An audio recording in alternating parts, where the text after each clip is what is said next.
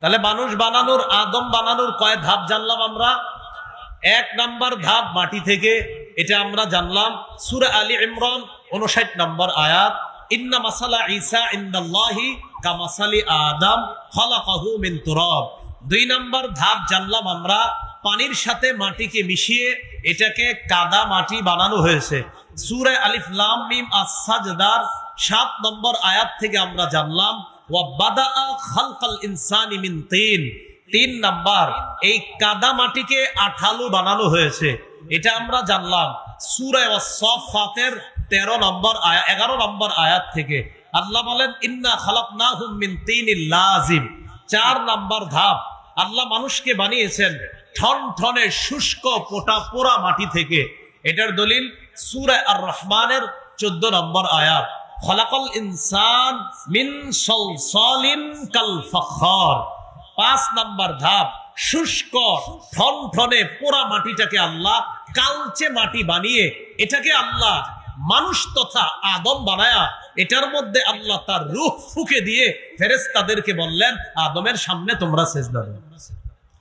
এটার দলিলটা মনে আসেনি? সূরা হিজর 28-29 নম্বর আয়াত। এবার আপনারা আবার প্রথম শিরোনামে আসেন। কি বলছিলাম? আদম এবং বনি আদম। বাশার তথা মানুষের সৃষ্টির মূল উপাদান মাটি। অনেকের মনে প্রশ্ন আসছে, হুজুর আদমের সৃষ্টির উপাদান মাটি জানলাম, মানুষ সৃষ্টির উপাদান যে মাটি, এটার দলিল কোথায়? আমরা কার সন্তান? সবাই বলেন আদম। তো বাবা আদমের সৃষ্টির প্রথম মূল উপাদান কি ছিল? মাটি। আমরা যে মাটির সৃষ্টি, এটার দলিল কি?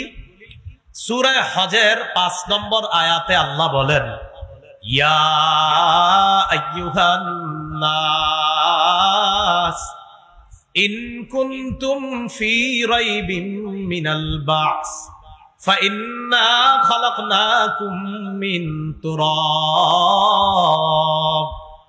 হে মানুষ, তোমরা যদি পুনরুত্থানের ব্যাপারে সন্দিহান হও তাহলে তোমরা জেনে রাখো আমি তোমাদেরকে মাটি থেকে সৃষ্টি করেছি। তাহলে আমাদেরকে কি থেকে আল্লাহ সৃষ্টি করেছেন? মাটি। এখন একটা দলিল দিব আমরা যে মাটির সৃষ্টি, এই দলিলটা আপনাদের অনেকে পারেন, কিন্তু আপনারা জানেন না যে এই দলিল যে আমরা সবাই জানি এটা আপনারা জানেন না। দলিল দিলে কইবেন ও হুজুর আসলেই তো আমরা এটা পারি, আর এটার মধ্যে যে আল্লাহ বলছে আমরা মাটির তৈরি এটা তো জানতাম না।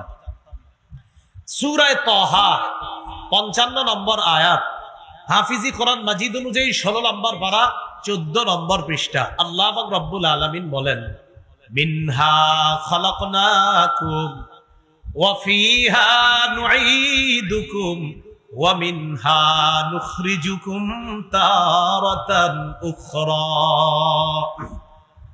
আল্লাহ বলেন আমি মাটি থেকেই তোমাদেরকে সৃষ্টি করেছি, আবার মাটিতেই তোমাদেরকে ফিরিয়ে নিয়ে যাব, আবার মাটি থেকেই তোমাদেরকে পুনরুত্থান করব, পুনরায় কিয়ামতের ময়দানে উপস্থিত করব। বলেন তো আমাদেরকে আল্লাহ বানিয়েছেন কি থেকে? মারা যাওয়ার পর আবার কোথায় নিয়ে যাবেন? মাটি থেকে। কিয়ামতের মাঠে যে আল্লাহ উঠাবেন, তো সেটাও কার ভিতর থেকে উঠাবেন? মাটি। মনে থাকবে নি? তাহলে আল্লাহ মাটি থেকে বানাইছে, মাটির ভিতরে নিবে, আবার মাটি থেকে কিয়ামতের ময়দানে উঠাবে। এ হলো আমরা যে মাটির তৈরি মূল উপাদান মাটি, এটা বললাম। হ্যাঁ, আমাদের আরো উপাদান আছে, পানি আছে, এরপরে আরো বিভিন্ন উপাদান, কিন্তু আমাদের মূল উপাদান মাটি, এটা আমার বলা উদ্দেশ্য। তিরমিজি শরীফের 2955 নম্বর হাদিস, মানুষের মধ্যে সাদা, কালো, লাল আছে না নাই? কেন সাদা হয়, কেন লাল হয়, কেন কালো হয়? কেন?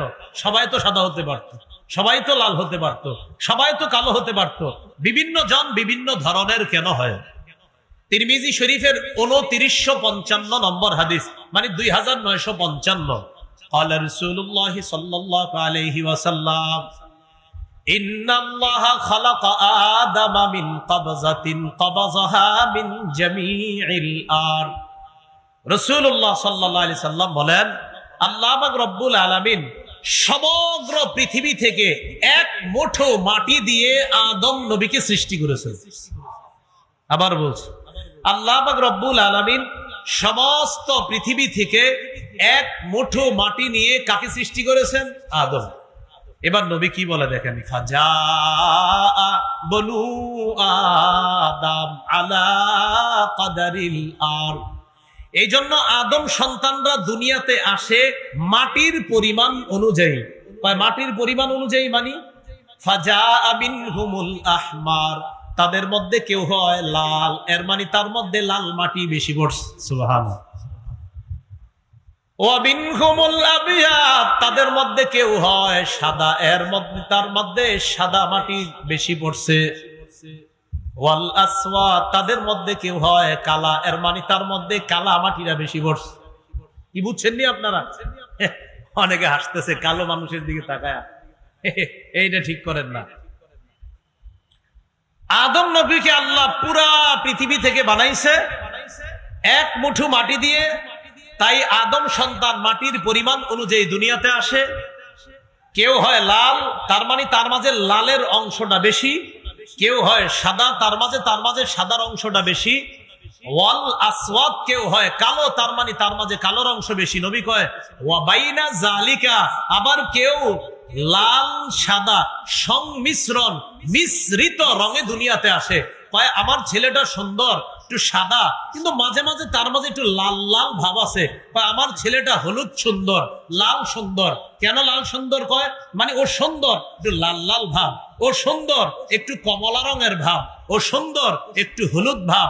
যেমন আমাদের নবীজি দেখতে কেমন ছিলেন? সহিহ বুখারী 3547 নম্বর হাদিস, আনাস ইবনে মালিক রাদিয়াল্লাহু তাআলা আনহুর বর্ণনা। তিনি বলেন আজহারুল লাউন, রাসূলুল্লাহ সাল্লাল্লাহু আলাইহি সাল্লাম কেমন ছিলেন? আজহারুল লাউন লাইসা বিআবিয়াদ আমহাকা ওয়ালা বিআদামা, নবী ধবধবে সাদা ছিলেন না, আবার একবারে তমাট বর্ণের ছিলেন না। আচ্ছা তাহলে কেমন ছিলেন? নবী এমন ছিলেন লাল লাল ভাব গোলাপি রঙের ছিলেন। কি রঙের ছিলেন? আমার এটা বোঝানো উদ্দেশ্য না, আমার বোঝানো এটা উদ্দেশ্য। মানুষের মূল উপাদান